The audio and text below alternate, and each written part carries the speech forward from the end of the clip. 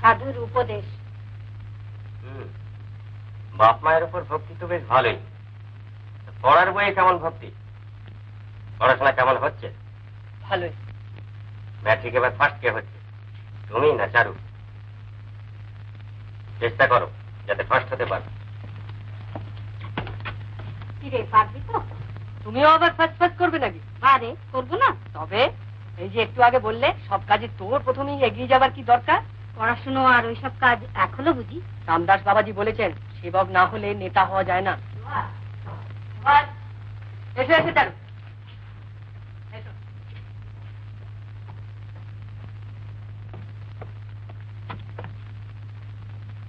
কৃষ্ণনগর থেকে হেডমাস্টার একটি ছেলেকে পাঠিয়েছে। আর এই চিঠি মাধব বাবু, দেখি দেখি। আমার স্কুলের ছাত্র হেমন্ত সরকার ট্রেনে কটক যাচ্ছে, তার সঙ্গে আলাপ করি। যদি সম্ভব হয় পুরীতে সমুদ্রের ধারে ওর একটা থাকার ব্যবস্থা করে দিব। জানো হেমন্ত কোথায়? আমাদের বাড়িতে উঠেছে। চল মা, ফিরে এসে তোমাকে কথা মতো শোনাবো। চল।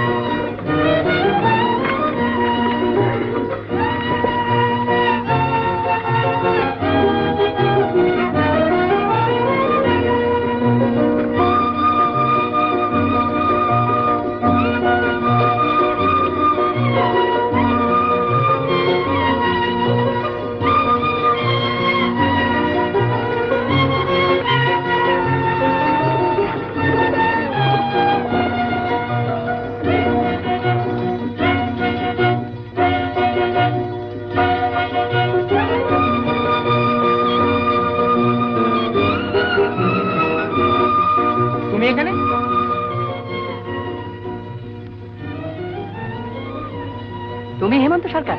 তুমি মাস্টারমশাই সুভাষচন্দ্র? তুমি এখানে কি করছিলে?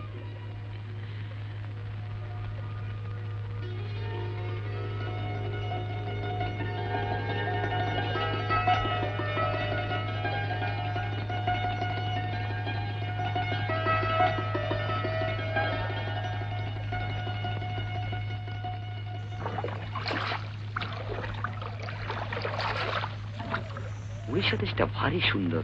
তাই তো উড়িষ্যা দেশকে আমি সবচেয়ে বেশি ভালোবাসি। দেশকে শুধু ভালোবাসি ভালোবাসি বললেই হবে না, দেশকে স্বাধীন করতে হবে। আমিও তোমার সঙ্গে একমত। তার জন্য যদি প্রাণ দিতে হয় তাতেও পেছ পাওয়া হব না। বিপ্লবের পথ ছাড়া দেশকে স্বাধীন করা যাবে না। স্বাধীনতা কেউ দেয় না, স্বাধীনতা ছিনিয়ে আনতে হয়। তুমি আমাদের গুপ্ত সমিতিতে এসো। কি হয় তোমাদের সমিতিতে? অনেক কিছু হয়, আর প্র্যাকটিসও হয়। আমি তোমাদের দলে যোগ দেব, আগে পরীক্ষাটা হয়ে যাক। বেশ তো, পরীক্ষার পরে এসো। তোমার কি মনে হয় না বিপ্লবী হবার আগে মানুষ হওয়া দরকার? নিশ্চয়ই। ভাবো তো ওদের কথা, কানাইলাল, সত্যেন, প্রফুল্ল চাকি, ক্ষুদিরাম।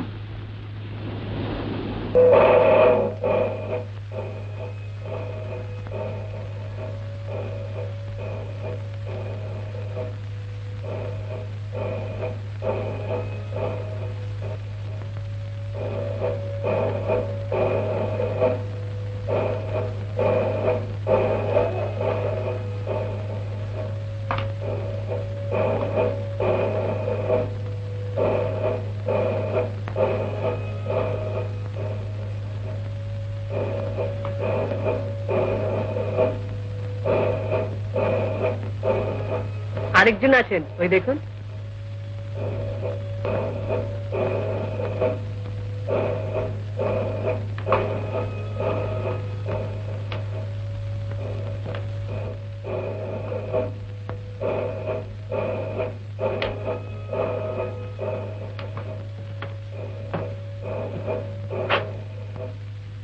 ইনি তো সমস্ত বিপ্লবীর রাজা। যাকে ধরি তারই সুটকেসের মধ্যে বিবেকানন্দ। একই আগে ধরুন।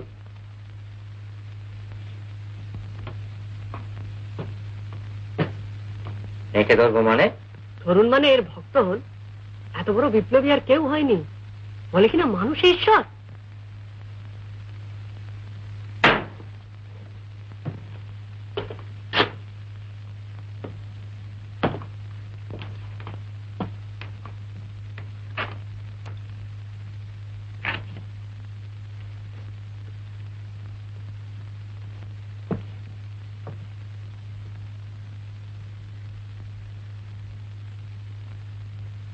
সুভাষের ঘরে বিপ্লবীদের ছবি দেখলাম, সব ভালো নয়। কি হলে ভালো হয়? ওগুলো সরিয়ে ফেলা দরকার, নইলে পরিণাম jail, detention, if that's something more serious.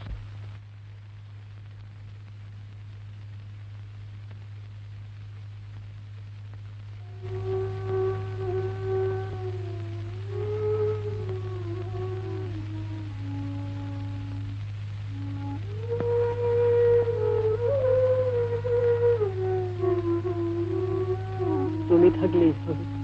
Subhash, এই যে সব কলকাতা থেকে মেয়েটা টেলিগ্রাম করেছে, তুই ম্যাট্রিকের সেকেন্ড হয়েছিস। যাও, বা আমার সঙ্গে দেখা করে এসো।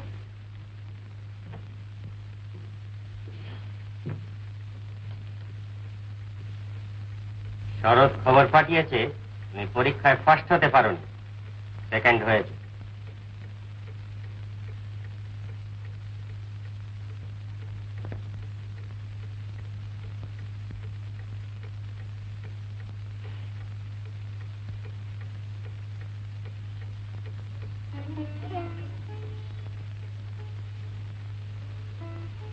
ছবি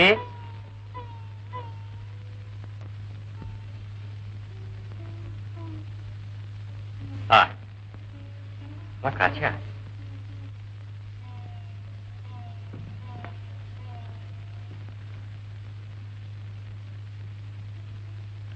মন খারাপ করিস নি, আমি খুব খুশি হয়েছি। অত ছেলের মধ্যে সেকেন্ড হওয়া কি সোজা কথা? ক্যালকাটা প্রেসিডেন্সি কলেজে তোমার সিট রাখার জন্য আমি শরৎকে চিঠি দিয়েছি। বাবা, আমি কয়েকদিনের জন্য হেমন্তর সঙ্গে মুর্শিদাবাদ আর পলাশি বেড়াতে যাব। যাবে?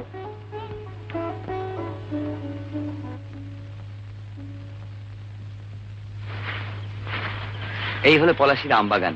এইখানেই মোহনলাল আর মীর মদন ভারতবর্ষের স্বাধীনতার জন্য শেষ রক্তবিন্দু পর্যন্ত লড়েছে।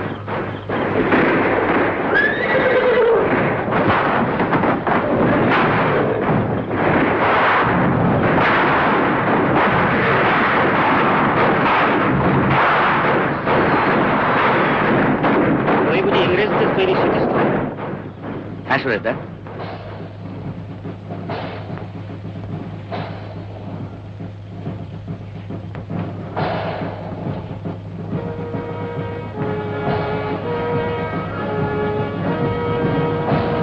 হেমন্ত, ঘড়ি এনেছিস? হ্যাঁ। দেখ, স্তম্ভের গায়ে লিখেছি, মনুমেন্ট অফ ক্লিয়ারিং ফিশারি, জ্বলন্ত বিশ্বাসঘাতকতার স্তম্ভ। আর একটা মিথ্যার স্তম্ভ, ডালাসি স্কোয়ারের হলওয়েল মনুমেন্ট। বলে কিনা অন্ধকূপ হত্যা। তুমি দেখো সুরেশ দা, আমি ওই হলওয়েল মনুমেন্ট তুলে দেব। সমস্ত দেশ থেকে তুলে দেবো। হেমন্ত, নবীন সেনে পলাশী যুদ্ধ থেকে আবৃত্তি কর। দাঁড়ারে দাঁড়ারে ফিরে দাঁড়ারে জবন, দাঁড়াও ক্ষত্রিয়গণ, যদি ভঙ্গ দেও রণ, গড়ছিল মোহনলাল নিকট সমন। আজ এই রণে যদি করো পলায়ন, মনেতে জানিও স্থির, কারো থাকিবে না শির, সবান্ধবে যাবে সবে সমন ভবন। ভারতে পাবে না স্থান করিতে বিশ্বাস, নবাবের মাথা খেয়ে কেমনে আসিলি ধে, মরিবি মরিবি ওরে যবন সন্তান।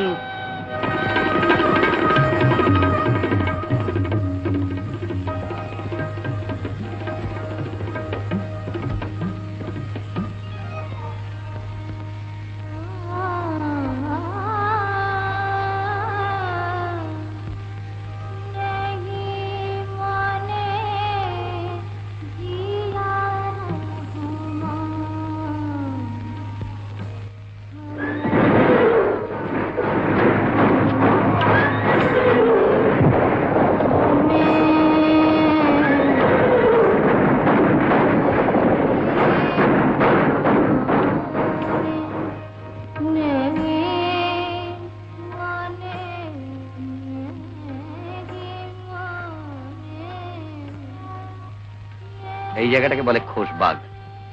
এইখানেই আছে বাংলার শেষ স্বাধীন নবাব সিরাজের সমাধি।